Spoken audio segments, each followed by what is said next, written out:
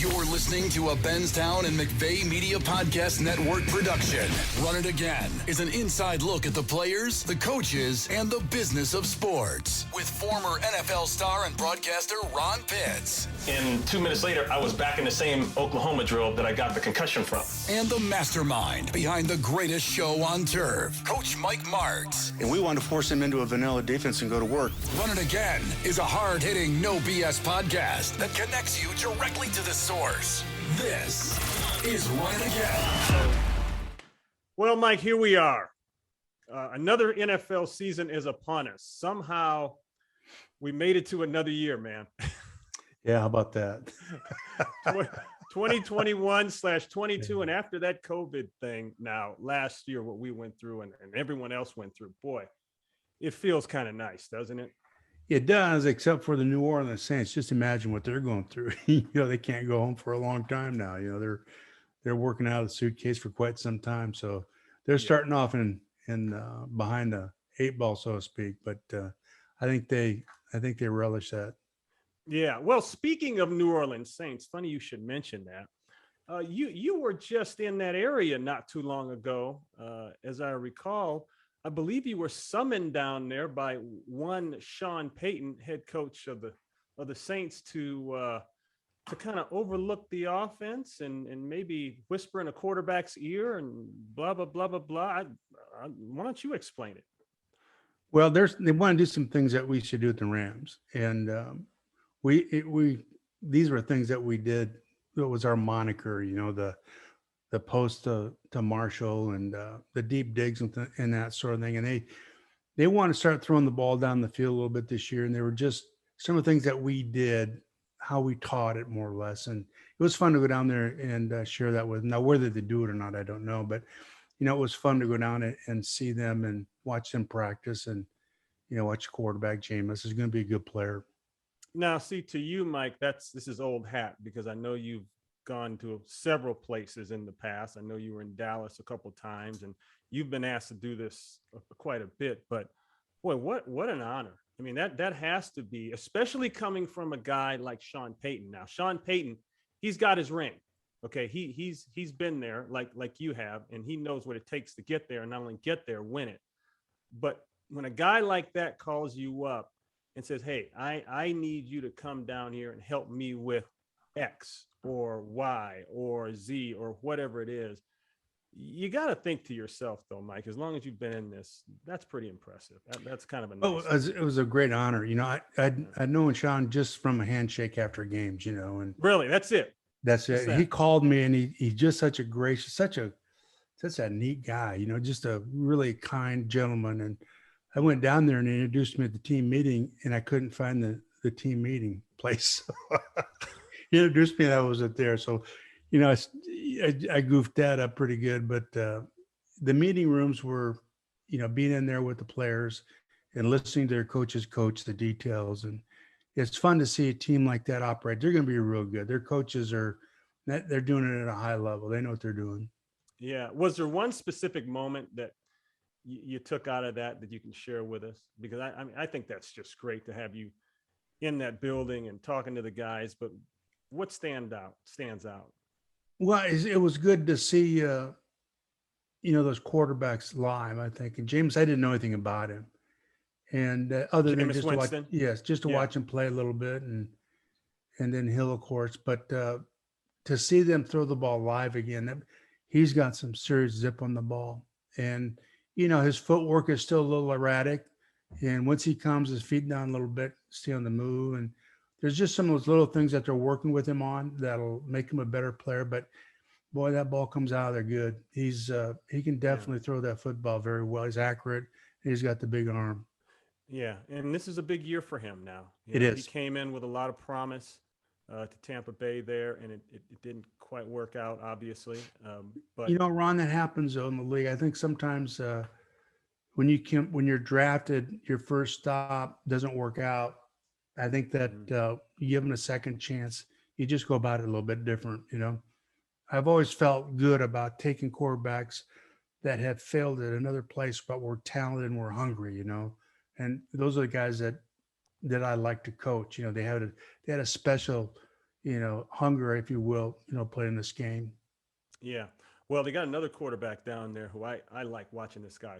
He's just a football player, and that's Taysom Hill, a very strong guy, physical guy. What were your thoughts of him? I was shocked at how fast he was. Yeah. I watched him in practice a little bit, and they had just made the decision on the quarterback, and he was really disappointed, and I understand that, but he's going to figure in that offense. It's such a high level and doing so many different things for them.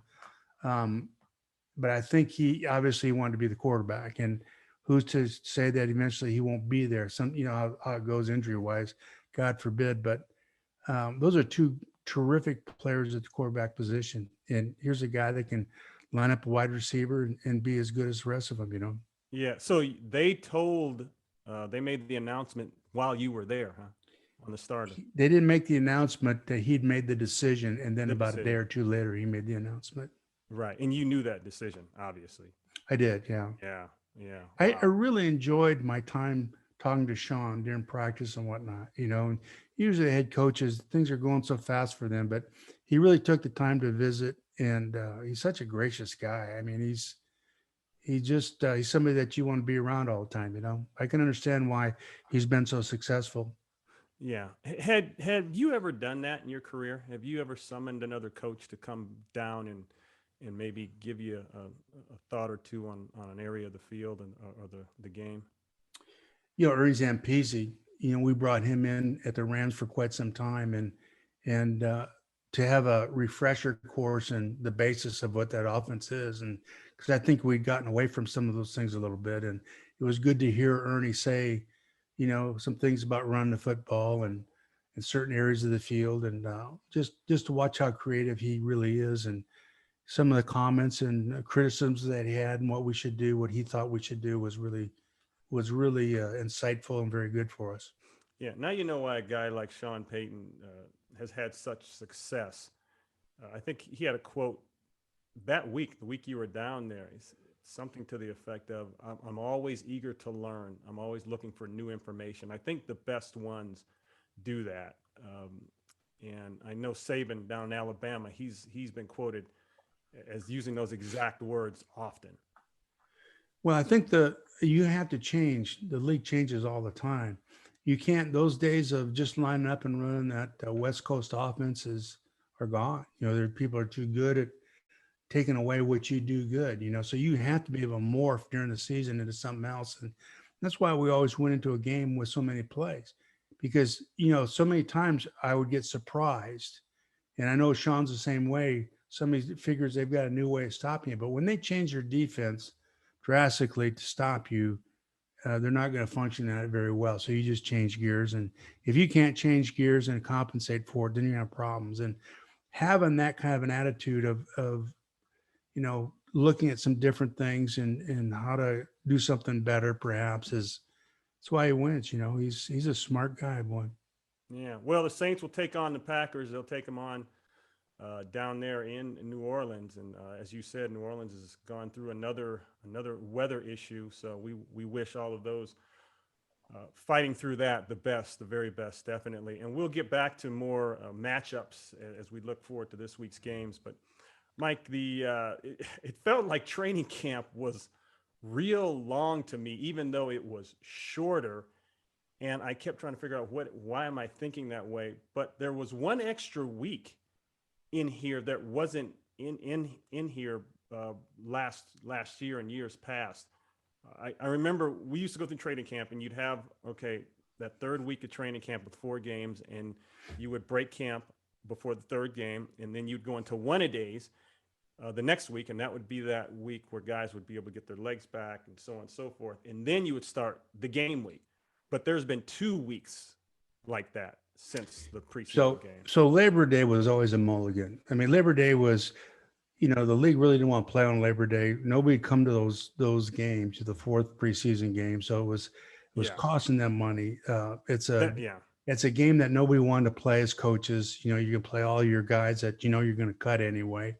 The decisions have been made on most of them, so they really can't redeem themselves anyway. And to play that game was almost worthless. I'm glad they took it out, because you got 3 preseason games is plenty, but having an extra week now to get your guys back and get them going. I think as a player, it may seem long to you, but man, I tell you what, it's like having a bye before your first game. And I think it's healthy. I think the players mentally and physically will go into the season in much better shape, even though they've added a regular season game at the end of the season to compensate. Yeah. So now we've got 17 NFL games, 18 weeks. We knew this was coming. We just weren't sure when it was coming. And so now that we're here, should we just start talking about a 20-game season eventually? Because I don't know. It's pushing that way, obviously. Yeah, Mike. it's just about money. That having that extra game is a lot of money now. But somewhere the body can't take all that. You're going to have to increase the rosters exponentially if you're going to go more games than that, split the season in two and have a bye. And I don't know how you're going to do it, but it's just so hard on the body. I was on the competition committee. They would bring that up every year, and all of us on the committee just felt like it wasn't the right thing to do at that time. And they finally got it in. And the payoff for the players was that they would take away a preseason game. And I think the way the off season is now for players and having the preseason the way it is, it's not as hard on the players going into the season. So perhaps that'll serve them well with this extra game. Yeah. But nonetheless, we see injuries. We see things that happen, and it's football. It's a rough game. But around the injuries, I think the injuries to me that are kind of questionable to me would be, you got a lot of big guys getting injured going into the season, soft tissue injuries with them, and we never had that. And I don't know, my take on that would be that there's just not enough contact for big guys in camp, because you do have to get in contact shape, as you just do. The 9-on-7 with the 12 plays we would do was always felt like that was so necessary. And I think that's part of the reason why you have big guys going down. They're not in contact shape yet. Yeah. How much hitting did you guys do in camp? Oh, we hit every day. Yeah, we hit every day. We'd have one full practice and we'd slam them and then take the pads off perhaps, if it was hot and then, but the big guys had to get in there and mix it up every day, and then we'd take a day off or whatever, or have one practice, but it was padded. Very seldom did we not have pads on. We might go shorts and pads, but they're still doing 9-on-7 and going at it. Yeah, right. And that was back when we did 2-a-days. Those were real camps, as we used to say. Well, we'd always go pads in the morning and then, shells in the afternoon. When I was with Chuck. No. Shells what? Who? Chuck Knox. Yeah. No, you'd be fired if you even mentioned that. We padded up, buddy, and there were 2.5-hour practice morning and night. That's how I came into the league, Mike. We're going 2-a-days.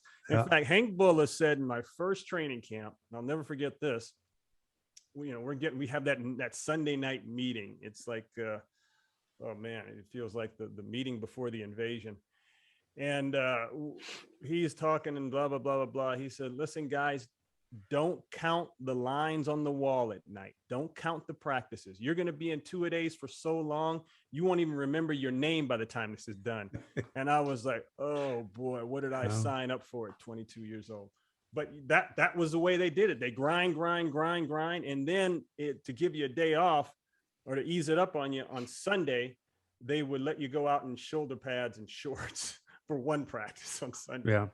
For a couple of weeks, then you finally got a Sunday off. But well, when I was at the Rams, that's kind of the way things were. We backed off of that. I just felt like I really watched our players, watched how fatigued they were, and we would adapt practices. But you have to turn in your practice schedules to the league, and if you change it, they get real upset with you. So even then, you did? Yeah, I didn't know that. Every practice has got to be turned in the league, and you have to adhere to that schedule. And so to give them a day off, even you have to go through the league and let them know and do all that kind of stuff. So I would do is turn in a practice plan and give them a day off, but not tell them. So I'd schedule a practice, but what I turn in the league is I'm giving them that day off. And then you give them a day off and you'd plan for that day off, but on their schedule, they plan to have practice. So it's like you're throwing them a bone kind of thing. Yeah, right. Well, we move forward here, and let's talk about rule changes. Not a lot to talk about actually here. 6 new rule changes, nothing really earth-shaking. But the one rule that kind of stuck out to me for some reason was the replay official. Okay, the guy who's in the booth, who would call down under 2 minutes and things like that, and say, "Hey, check this," or check all the scores. Check this, blah blah blah. This guy can now call down and make a change on a play without a coach having to throw a challenge flag.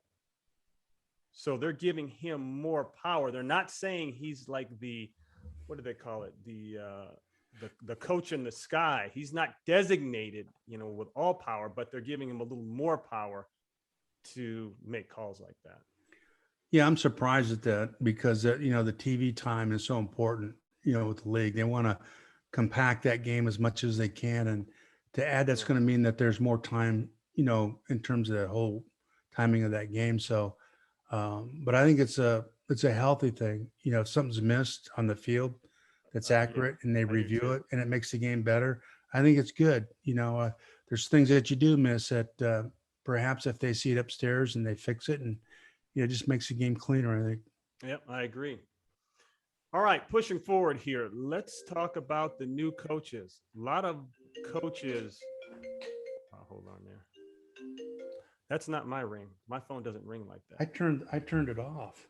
It shouldn't be ringing. Well, Martz, obviously you didn't. Sound what off? I turned it off. There's got to right be there. See, it says off. No, there's got to be a fine in order somewhere here. I am pretty fine. Oh man, see, that's why I'm Sean had saying. you come down there. I'm See? just Yeah. saying. I know. Hey, it is what it is, right? That's right. Batter up. Oh man, batter up. Good Lord. Okay, so the new head coaches in the league this year. We had 5 last year. Now we've got 7, and they are Brandon Staley, Urban Meyer, Nick Sirianni, Dan Campbell, Arthur Smith, Robert Saleh, and David Culley. So let's no particular order here, folks. So don't start tripping on me here. I just kind of threw these down. Let's start with Brandon Staley. Now he goes from Rams defensive coordinator to Chargers head coach. And a sweet deal. He doesn't even have to leave the West Coast or California or the county. And at 38 years old, there's obviously something that the Spanos family sees in him. I think this is the best hire of all of them, to be honest with you. I think we talked about this last year. I think he's a brilliant young coach, particularly with the defense there. And I think the players were really attached to him. He helped make them a better defensive unit. They were really good under his leadership. And I think that under his leadership defensively, the Chargers will be much better. And they've got some great talent on defense, the rushers and the backers. And then, of course, on offense, they're a good team. And that quarterback, I think, is probably in the top 4 or 5.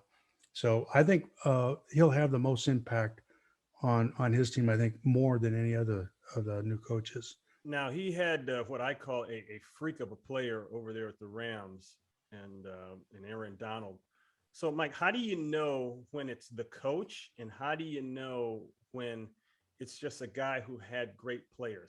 In other words, how do you know when a young guy like this is ready for that job? All right. So how good was he before he came? Did he play better when he was there? Was he better, what I mean, before? I'm talking about Aaron Donald. Yes, Aaron Donald, yeah. Right. And his game jumped way up, I think, when he was there. So he did affect him. And just listening and reading to what some of the players had talked about, I think he had a real positive impact on those guys. And I think they were all much better because of him. I think he's a detailed guy. I think he's a motivator, young guy that I think he's a kind of a shining star.